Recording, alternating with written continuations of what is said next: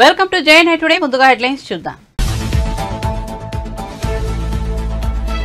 పెనుకొండలో రాకదిలిరా సభ హాజరైన చంద్రబాబు వాలంటీర్లను ఎవరి ఉద్యోగాల నుంచి తీసివేయమని హామీ, వాలంటీర్లకు మంచి భవిష్యత్తు ఉంటుందని వెల్లడి.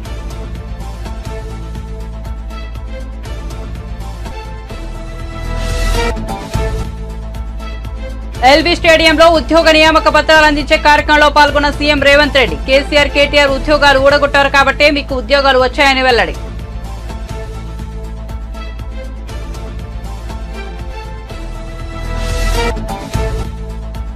ఖమ్మం, మహబూబాబాద్ పార్లమెంటరీ నియోజకవర్గాల పరిధిలోని ముఖ్య నేతలతో కేసీఆర్ భేటీ. రాబోయే కాలం మన బీఆర్ఎస్దేనని విశ్వాసం, పార్లమెంట్ ఎన్నికల్లో అభ్యర్థులను గెలిపించుకోవాలని సూచన.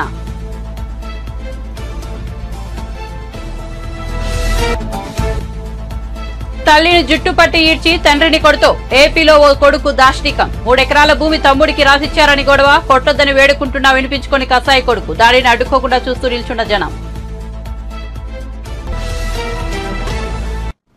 ఇక వార్త వివరాల్లోకి వెళ్తే టీడీపీ అధినేత చంద్రబాబు నాయుడు పెనుకొండ రాకదిలిరా సభలో వాలంటీర్ల ప్రస్తావన తీసుకొచ్చారు. టీడీపీ హయాంలో యువతకు ఉద్యోగ అవకాశాలు ఎలా ఉన్నాయి, ఈ 5 ఏళ్ల పాలనలో ఉద్యోగాల కల్పన ఎలా ఉంది అని ప్రశ్నించారు. వైసీపీ పాలనలో ఒకరికైనా ఉద్యోగం వచ్చిందా? నేను ఐటీ ఉద్యోగాలు ఇస్తే జగన్ వాలంటీర్ ఉద్యోగాలు ఇచ్చారంటూ చంద్రబాబు విమర్శించారు. టీడీపీ, జనసేన అధికారంలోకి వచ్చినా వాలంటీర్ వ్యవస్థ ఉంటుందని, ఎవరిని ఉద్యోగం నుంచి తొలగించబోమని స్పష్టం చేశారు. అయితే వాలంటీర్లు వైసీపీ కోసం పనిచేయవద్దని కోరుతున్నారని అన్నారు. వాలంటీర్లకు మంచి భవిష్యత్తు ఉంటుందని, వారికి న్యాయం చేస్తామని చంద్రబాబు హామీ ఇచ్చారు.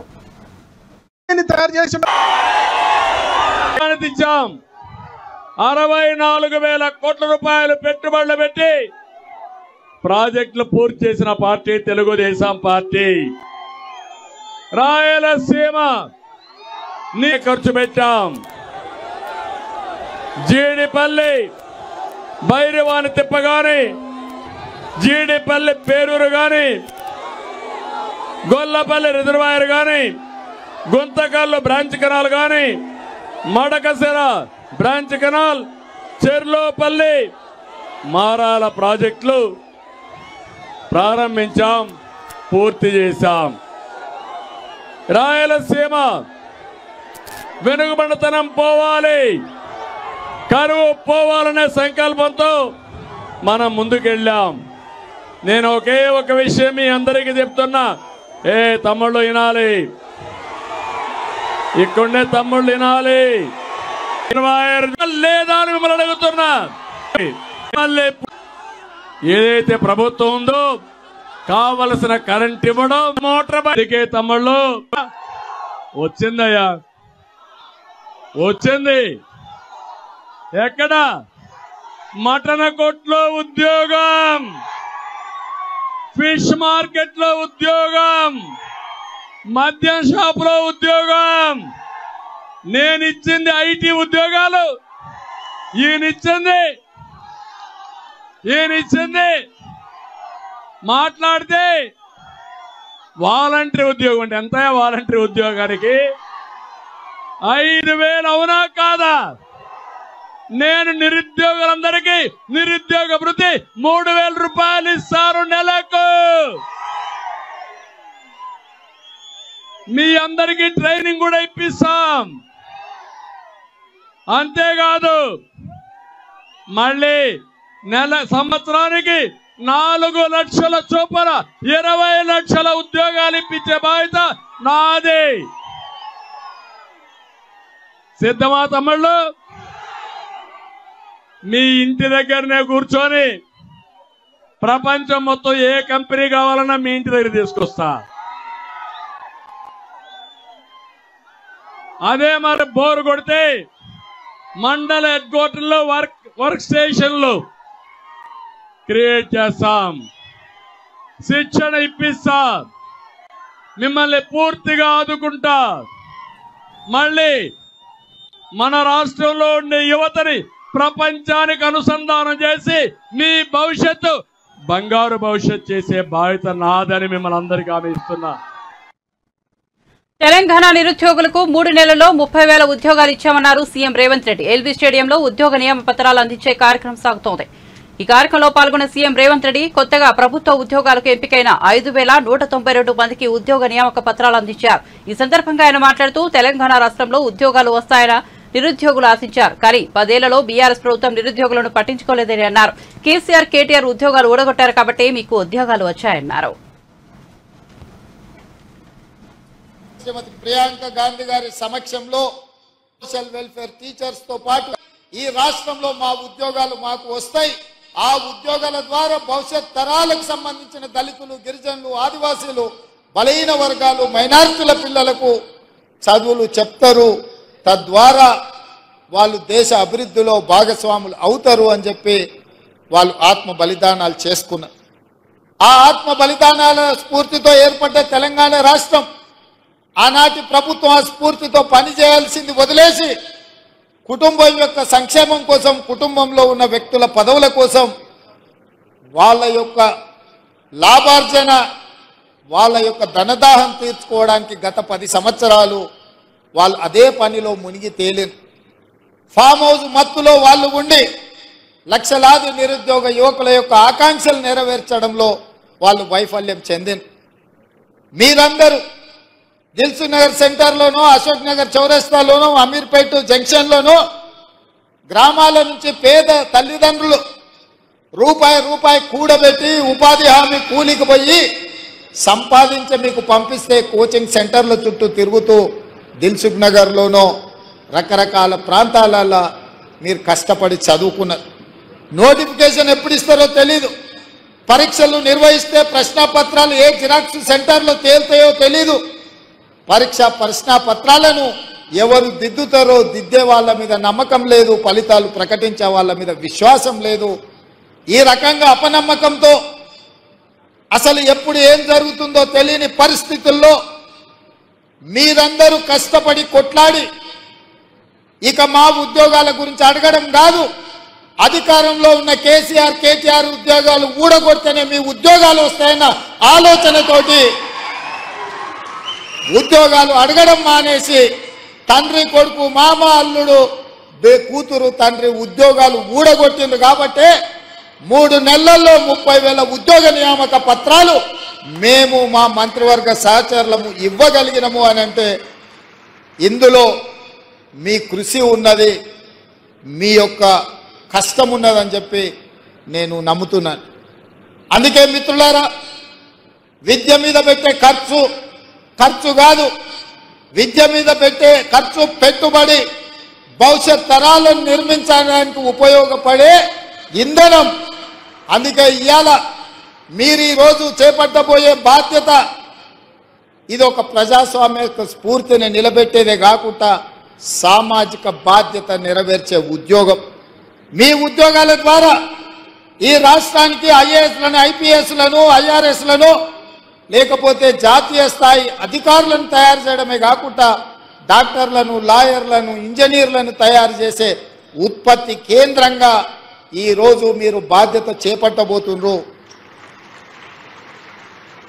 సర్పంచ్, ఎంపీటీసు, ఎంపీపీ, జిల్లా పరిషత్ చైర్మన్, జడ్పీటీసీ, ఎమ్మెల్యేలు, ఎమ్మెల్సీలను, ఎంపీలను ఈ దేశ ప్రధానమంత్రులను తయారు ఉద్యోగ ఉపాధి అవకాశాలు దొరకడానికి ఉపయోగపడుతుంది.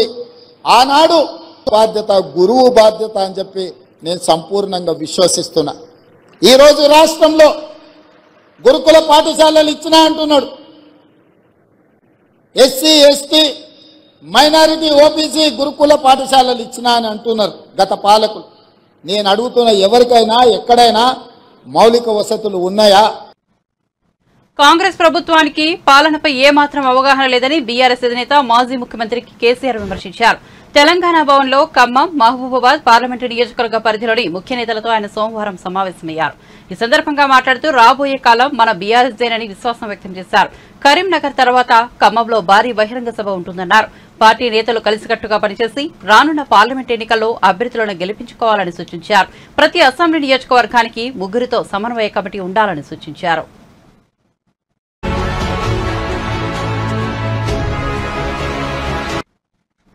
సుప్రీంకోర్టు సంచలన తీర్పు ఇచ్చింది. లంచం కేసుల్లో ఎంపీ, ఎమ్మెల్యేలకు రాజ్యాంగ రక్షణ మినహాయింపు లేదని ప్రధాన న్యాయమూర్తి జస్టిస్ డివై చంద్రచూడ్ నేతృత్వంలో 7 సభ్యుల ధర్మాసనం ఏకగ్రీవంగా తీర్పిచ్చింది. పార్లమెంట్ అసెంబ్లీలో ప్రశ్నలకైనా ఓటుకైనా లంచాలు తీసుకుంటే విచారణ ఎదుర్కోవాల్సిందేనని స్పష్టం చేసింది. 1998లో పివి నరసింహారావు కేసులో ఇచ్చిన తీర్పును కొట్టివేస్తూ తాజాగా సరికొత్త తీర్పు ఇచ్చింది. చట్టసభల సభ్యుడు లంచం ఇవ్వడం ప్రజా జీవితంలో విశ్వసనీయతను దెబ్బతీస్తుందని, లంచాలు తీసుకోవడం నేరమని ఈ సందర్భంగా సుప్రీంకోర్టు పేర్కొంది. 1993లో అప్పటి ప్రధాని పివి నరసింహారావు ప్రభుత్వం అవిశ్వాసాన్ని ఎదుర్కొంది. ఆ సమయంలో జేఎంఎం ఎంపీగా ఉన్న షిబు సోరెన్ సహా ఇదే పార్టీకి చెందిన మరో 4 ఎంపీలు లంచాలు తీసుకుని అవిశ్వాస తీర్మానానికి వ్యతిరేకంగా ఓటు వేసినట్లు ఆరోపణలు వచ్చాయి. వీరి మద్దతుతో మైనార్టీలో ఉన్నప్పటికీ పీవీ ప్రభుత్వం గట్టెక్కింది. ఆ తర్వాత సోరెన్ సహా 5 ఎంపీలపై సీబీఐ కేసు నమోదు చేసింది. కాంగ్రెస్ పార్టీ నేతలు ప్రజలను మభ్యపెట్టి అధికారంలోకి వచ్చారని మాజీ మంత్రి బీఆర్ఎస్ ఎమ్మెల్యే కేటీఆర్ విమర్శించారు. ప్రతిపక్షంలో ఉన్నప్పుడు ఒకలాగా, అధికారంలోకి వచ్చాక మరోలా మాట్లాడుతూ ప్రజలను మోసం చేశారని తీవ్రంగా మండిపడ్డారు. ఈ మేరకు సోమవారం బీఆర్ఎస్ రాష్ట్ర కార్యాలయం తెలంగాణ భవన్లో కేటీఆర్ మీడియా సమావేశం ఏర్పాటు చేసి మాట్లాడారు. కాంగ్రెస్ ప్రభుత్వం కూడా తమ ప్రభుత్వం అనుసరించిన విధానాలను అనుసరిస్తోందని, తద్వారా గత బీఆర్ఎస్ ప్రభుత్వం చేసింది కరెక్టేనని చెప్పకనే చెబుతోందని అన్నారు. దీనికి ఎల్ఆర్ఎస్ ను ఉదాహరణగా పేర్కొన్నారు. గతంలో ఎల్ఆర్ఎస్ కట్టొద్దన్న నేతలు నేడు గడువు విధించి మరీ వసూలు చేయాలని నిర్ణయించారని ఆరోపించారు. గెలవడానికేమో అడ్డగోలుగా హామీలు ఇచ్చారు. ఎన్నికల్లో గెలవడానికి, అధికారంలోకి రావడానికి నోటికొచ్చిన హామీలు ఇవ్వడం, దాదాపుగా మొత్తం కలిపినట్టయితే 420 హామీలు ఇచ్చి తర్వాత 6 గ్యారంటీలని మరి నమ్మబలికి 100 రోజుల్లో 6 గ్యారంటీలు, మిగతా 414 5 సంవత్సరాల కాలంలో చేస్తామని చెప్పి నమ్మబలికి, ఆనాడు టీఆర్ఎస్ పార్టీ అధికారంలో ఉన్నప్పుడు మరి ఏదైనా కార్యక్రమం తెస్తే దాని మీద నోటికొచ్చినట్టు మాట్లాడి ప్రజల్ని ఆ రోజు గందరగోళం చేసి మళ్ళీ ఈరోజు అవే పథకాలని, అవే కార్యక్రమాలను కొనసాగించే ప్రయత్నం కాంగ్రెస్ పార్టీ చేస్తూ ఉన్నది. ఇందుకు తాజా ఉదాహరణ ఎల్ఆర్ఎస్ స్కీమ్ పైన కాంగ్రెస్ పార్టీ విధానం.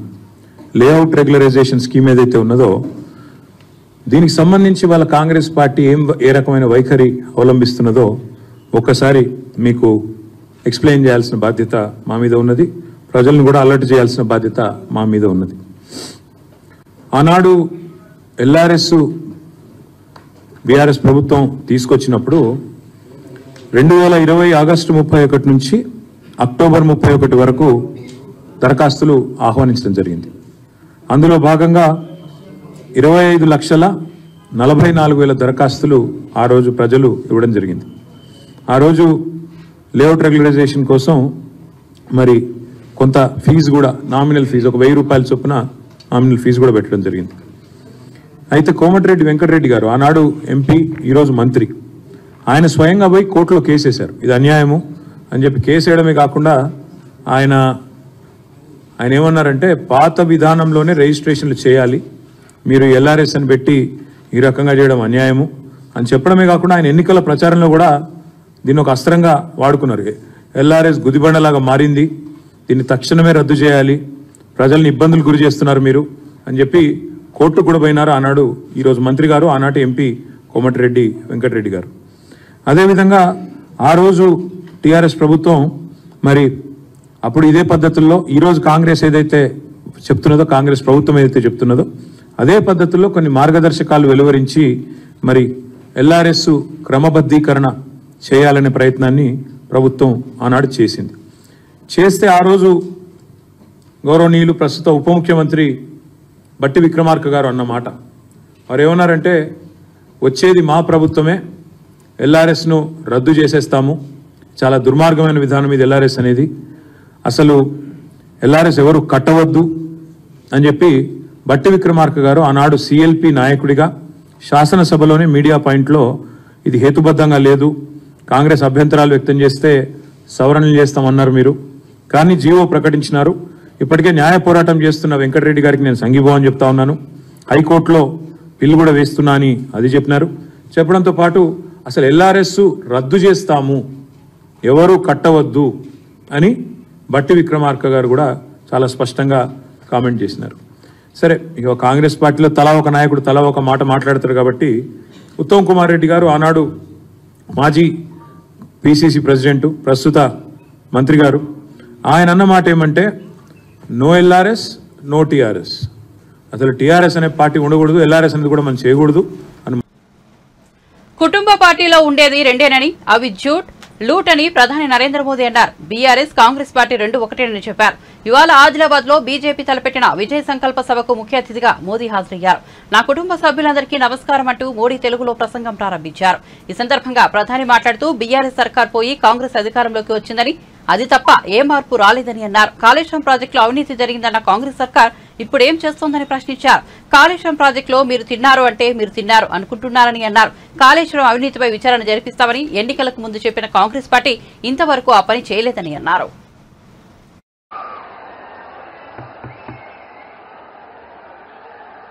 भारत माता की, भारत माता की, भारत माता की. ना तेलंगाना కుటుంబ సభ్యులందరికీ నమస్కారాలు. आप सभी विकास के इस उत्सव में इतनी बड़ी संख्या में आए हैं. हम सभी आपके बहुत बहुत आभारी हैं. अभी से कुछ देर पहले मैंने तेलंगाना और देश के विकास से जुड़ी हजारों करोड़ रुपए की विकास परियोजनाओं का लोकार्पण और शिलान्यास किया है.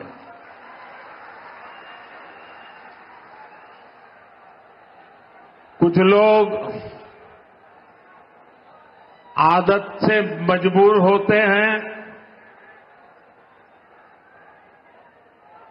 मेहनत करने की कुछ आदत भी कम होती है और इसलिए बड़ी सरल भाषा में कह देते हैं कि ये तो चुनावी सभा है.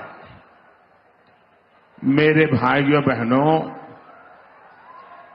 और मेरे कुछ साथी जो भांति भांति का एनालिसिस करते हैं, जरा समझो ये चुनावी सभा नहीं है. चुनाव की तो अभी घोषणा भी नहीं हुई है. ఓఆర్ఆర్ RRR మధ్య డైరీ క్లస్టర్స్ ఏర్పాటు చేస్తామని డిప్యూటీ సీఎం బట్టి విక్రమార్క అన్నారు. రాష్ట్రంలో డైరీ రంగాన్ని ఉన్నతంగా తీర్చిదిద్దుతామని తెలిపారు. మాధాపూర్ హైటెక్స్ ప్రాంగణంలో జరిగిన 50వ డైరీ ఇండస్ట్రీ కాన్ఫరెన్స్ లో ఆయన మాట్లాడుతూ పాడి పరిశ్రమకి కాంగ్రెస్ సర్కార్ పెద్దపీట వేస్తుంది. బడ్జెట్ లో వ్యవసాయ అనుబంధ రంగాలకు అధిక నిధులు కేటాయించామని పేర్కొన్నారు. పాడి రంగం అభివృద్ధి కోసం సహాయ సహకారాలు అందిస్తామన్నారు. డైరీ ఉత్పత్తిలో మహిళలకు భాగస్వామ్యం చేస్తామని బట్టి తెలిపారు. In Telugu, not only in Telugu, in our country, in our culture, పాలు పొంగిచ్చండి, శుభం పొందండి, లాభం పొందండి. So wherever there is a milk production, there is a wealth. So it has become a part of our culture. As far as Telangana is concerned, ours is also largest agriculture economy. And we have been encouraging the dairy industry. And as you all aware that 70% of the dairy industry labor is mostly from the women sector. We have a self-help groups, which is the largest organized sector in this state. We have a support system also by name Indira Kranti Patham. Through this IKP, we have been encouraging women in the state to get into more and more dairy industry. I wholeheartedly congratulate for celebrating Platinum Jubilee 75 years of our organization and welcoming wholeheartedly also to celebrate in this city of pearls and city of love also. You know, the other name of Hyderabad is Bhagyanagar, which is also has come from a beautiful love story of Hyderabad, Deed and Kulik Qutub Shahis and Bhagamati. The city is known for warmth and welcoming many of the cultures, many of the industries, and it wholeheartedly welcomed throughout the world also. Nagar Kurnool Lok Sabha సీటును తనకు ఇస్తానని ముఖ్యమంత్రి రేవంత్ రెడ్డి చెప్పారని Congress party senior నాయకుడు మల్లు రవి అన్నారు. రానున్న parliament ఎన్నికల్లో ఈ టికెట్ను తనకు ఇస్తారనే గ్యారంటీ ఉందన్నారు. ఏ సర్వేలు చేసినా తానే ముందు నిలిచానన్నారు. తాను నాగర్ కర్నూలు నుంచి ఖచ్చితంగా పోటీలో ఉంటానని తేల్చి చెప్పారు. అసెంబ్లీ ఎన్నికల్లో ఓటమి నేపథ్యంలో పార్లమెంట్ ఎన్నికల కోసం బీఆర్ఎస్ బీఎస్పీ మధ్య చర్చలు జరుగుతున్నట్లు చెప్పారు. ఈ రెండు పార్టీలతో పాటు బీజేపీ కూడా వారితో కలిసిందని ఆరోపించారు. నిన్న అయిపోయి ప్రభుత్వం మారిన తర్వాత కూడా చిన్న నాయకులు తప్ప తక్కిన వాళ్ళందరూ గుర్తించారు. ఇవ్వటం, ఎక్కడో పేపర్ లీక్ అయిందని మళ్ళీ రద్దు చేయటం, ఇళ్ల స్థలం ఉన్న వాళ్ళకి 5 లక్షలు ఇస్తున్న నాయకుడిగా పెరుగుతున్నారు. ఇవన్నీ ఎందుకు చెప్తున్నారంటే రాష్ట్రంలో ఉన్న వచ్చిన అప్లికేషన్లన్నింటినీ కొంతవరకు స్క్రీన్ చేశారు. నేను నాగర్ కర్నూలు పార్లమెంటుగా పోటీ చేస్తాననే ఉద్దేశంతోనే నాకు అంత ముందు ముఖ్యమంత్రి గారు ఇచ్చినటువంటి తెలంగాణ రాష్ట్ర ప్రత్యేక ప్రతినిధి ఈ పదవి పార్లమెంట్ సీటుకు అడ్డుగా వస్తుందని కొంతమంది మాట్లాడటం వల్ల దానికి నేను రిజైన్ చేసి ముఖ్యమంత్రి గారి దగ్గర లెటర్ ఇవ్వటం జరిగింది. ముఖ్యమంత్రి గారితో మాట్లాడటం జరిగింది. ముఖ్యమంత్రి గారు స్పష్టంగా ఉన్నారు, నాగర్ కర్నూలు పార్లమెంట్ సీట్లో మల్లు రవి క్లియర్గా అభ్యర్థిగా ఉంటాడని తెలియజేయటం జరిగింది. మరి ఈ ప్రక్రియ జరగాలి కాబట్టి జరిగిన తర్వాత 100% కాంగ్రెస్ పార్టీ టికెట్ ఇస్తుంది అనుకుంటాను. ఇవ్వకుండా ఉండటానికి ఒక్క కారణం కనపడటం లేదు. ఎందుకనంటే నేను 91 నుంచి ఎంపీగా ఉన్నాను కాంగ్రెస్ పార్టీలో, 98లో ఎంపీ అయ్యాను, మళ్ళీ ఎమ్మెల్యే అయ్యాను. MP, MLA, ex MP, ex MLA, general secretary, vice president, senior vice president, ఏ పదవిలో ఉన్నా కాంగ్రెస్ పార్టీ కోసమే పనిచేశాను. నిన్న మొన్న సరే ఉన్నటువంటి 10 సంవత్సరాల్లో కాంగ్రెస్ పార్టీని అధికారంలో తీసుకొని రావడానికి నా వంతు కృషి నిరంతరం చేస్తూ, అంతకుముందు ఉన్నటువంటి ఉత్తమ్ కుమార్ రెడ్డి పిసిసి ప్రెసిడెంట్గా ఆయనతోని, రేవంత్ రెడ్డి గారు పిసిసి అధ్యక్షుడిగా ఆయనతోని కలిసి పనిచేశాను. మరి అనుకున్నట్టుగానే ప్రభుత్వంలోకి కాంగ్రెస్ పార్టీ వచ్చింది. ఇప్పుడు పార్లమెంటులో ఎన్నికలు ఉన్నాయి కాబట్టి నేను పార్లమెంటు సభ్యుడిగా పోటీ చేస్తానని చెప్పాను. దానికి అందరూ అనుకూలంగా ఉన్నారు. తప్పనిసరిగా ఈ ప్రాసెస్ అయిపోయిన తర్వాత టికెట్ వస్తుంది. ముఖ్యంగా నాగర్ కర్నూలులో ఉన్నటువంటి కార్యకర్తలు కానీ నాయకులు కానీ టికెట్ గురించి ఆలోచన చేయాల్సిన అవసరం లేదు. పూర్తి స్థాయిలో నమ్మకం కలిగే విధంగానే కాంగ్రెస్ పార్టీ హైకమాండ్ నాకు మాట చెప్పారనే విషయాన్ని కార్యకర్తలకి మీడియా ద్వారా తెలియజేస్తున్నాను.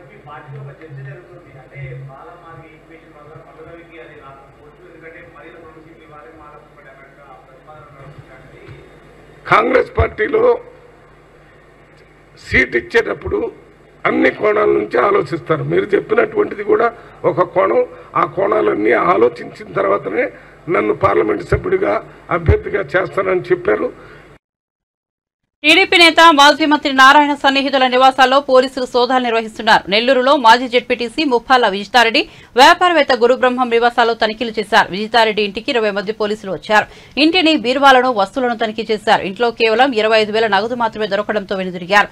తనిఖీల నేపథ్యంలో విజితారెడ్డి ఇంటికి ఎమ్మెల్యే కోటంరెడ్డి శ్రీధర్ రెడ్డి వచ్చారు. ఈ సందర్భంగా పోలీసుల సోదాలపై కోటంరెడ్డి ఆగ్రహం వ్యక్తం చేశారు. నెల్లూరు జిల్లాలో వైసీపీ ఖాళీ అయిపోవడంతో జగన్మోహన్ రెడ్డి పిచ్చి పీక్స్కి వెళ్లిందని కోటంరెడ్డి అన్నారు. పోలీసులను ఉపయోగించుకుని టీడీపీ నేతలపై కక్ష కక్ష సాధింపు చేస్తున్నాడని మండిపడ్డారు. టీడీపీ మహిళా నేత విజితారెడ్డి ఇంటిపై పోలీసులు దాడులు చేసి ఇంటిని చుట్టుముట్టి హంగామా చేశారని అన్నారు. ఎన్నికలకు డబ్బులు దాచారంటూ ఇంట్లోని బీరువా వస్తువులను చిందరబందర చేశారని ఆగ్రహం వ్యక్తం చేశారు. నువ్వెన్ని చేసినా ఎన్నికలలోపే ఒక్కో జిల్లాలో నిన్ను ఖాళీ చేస్తామని, ఎన్నికల్లో టీడీపీ జెండా ఎగరవేస్తామని చెప్పారు. త్వరలోనే ఎన్నికల నోటిఫికేషన్ వెలువడనుందని, అన్ని వ్యవస్థలు పారదర్శకంగా వ్యవహరించాలని అన్నారు.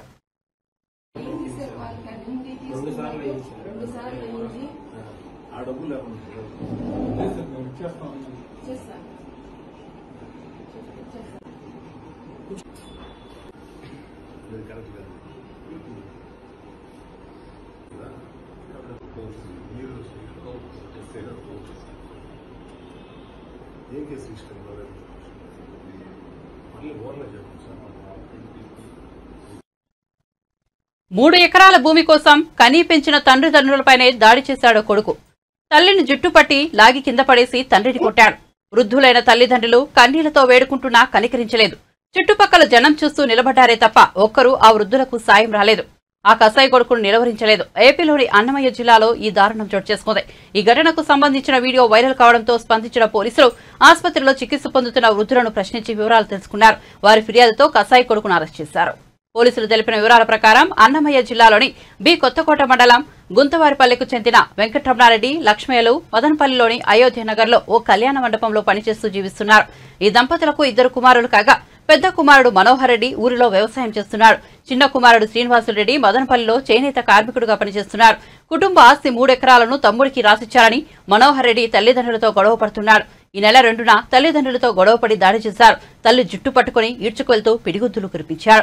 అడ్డుకున్న తండ్రి గుండెలపై తన్ని చెంపలపై కొట్టాడు. వీధిలో అందరూ చూస్తూ నిలబడ్డారే తప్ప ఎవరూ అడ్డుకోలేదు. గుర్తు తెలియని వ్యక్తులు రికార్డు చేసిన ఈ సంఘటన వీడియో వైరల్ కావడంతో పోలీసులు స్పందించారు. వృద్ధుల ఫిర్యాదు మేరకు శ్రీనివాసరెడ్డిని అదుపులోకి తీసుకున్నారు. ఆసుపత్రిలో చికిత్స పొందుతున్న వెంకటరమణారెడ్డి, లక్ష్మమ్మ దంపతులను ప్రశ్నించారు. నిందితుడు శ్రీనివాసరెడ్డిపై ఐపీసీ సెక్షన్ 324, 506 సెక్షన్ల కింద కేసు నమోదు చేశామన్నారు. తల్లిదండ్రులను సరిగ్గా చూసుకోకుండా ఆస్తి కోసం వేధించినా, దాడి చేసినా అరెస్ట్ చేసి జైలుకు పంపిస్తామని హెచ్చరించారు.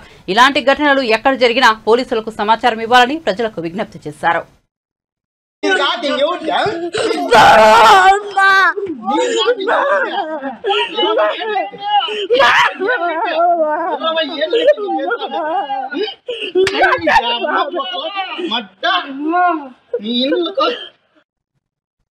బులెటిన్ ముగించే ముందు హెడ్లైన్స్ మరోసారి చూద్దాం. పెనుకొండలో రాకదిల్లుల సభ హాజరైన చంద్రబాబు. వాలంటీర్లను ఎవరి ఉద్యోగాల నుంచి తీసేయబోమని హామీ. వాలంటీర్లకు మంచి భవిష్యత్తు ఉంటుందని వెల్లడి.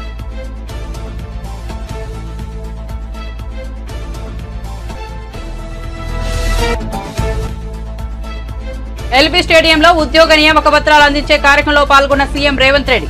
కేసీఆర్, కేటీఆర్ ఉద్యోగాలు ఊడగొట్టారు కాబట్టే మీకు ఉద్యోగాలు వచ్చాయని వెల్లడి.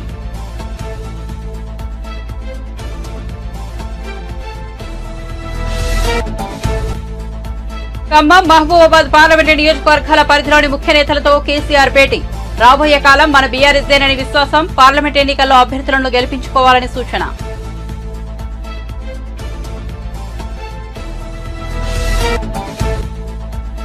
తల్లిని జుట్టుపట్టి ఈడ్చి తండ్రిని కొడుతూ ఏపీలో ఓ కొడుకు దాష్టిక. 3 ఎకరాల భూమి తమ్ముడికి రాసిచ్చారని గొడవ. కొట్టొద్దని వేడుకుంటున్నా వినిపించుకొని కసాయి కొడుకు.